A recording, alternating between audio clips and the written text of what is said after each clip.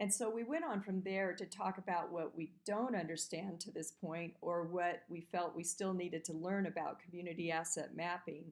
And I feel the scholars came up with really solid questions about it, such as how do we update the information, how do we use the map long term, and looking at challenges like communication and how do we bring the community together, and how do we do all of this in a very positive way.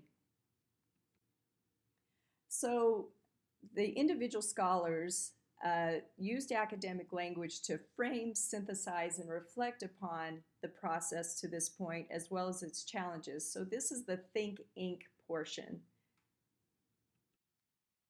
So I love this image because Kaysen, who at the beginning of the year was really reluctant to talk to people he didn't know, came up and presented this idea, which is just perfect because what he said is we now know in order to create a community asset map, you have to get out of your comfort zone and talk with people you've never seen.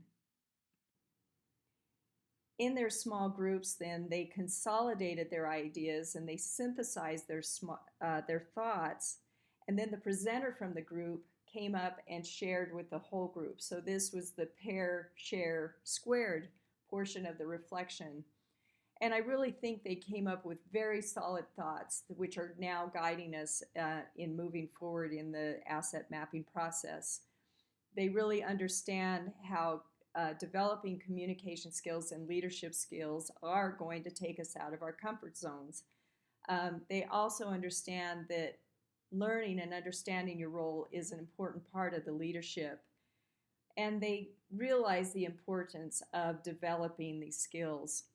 As far as keeping the asset map current and relevant, they understand that need to keep it updated every year, the importance of mapping new people as they come into the community, and also how do you have small meetups to keep the process and the communication moving forward. They also, in looking at the long-term use of the map, they understand how it can be used to be sending out emails to communicate with the community, how a digital copy is going to be really important to accompany the visual art piece, which is put away right now due to cultural reasons, but also how that map can be used to start thinking about projects for the community. So in my own synthesis of the process, there were really four key things that came to mind. First, that each person who becomes involved in the Whitehorse Community Asset Map Project needs the opportunity to learn about and internalize the meaning of community.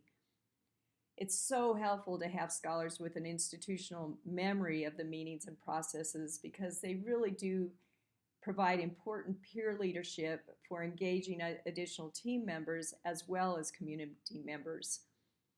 As we grow, partnerships become essential in moving this project forward. And finally, it is really important to leave space for changes and growth in the asset mapping process. Patience and persistence are key.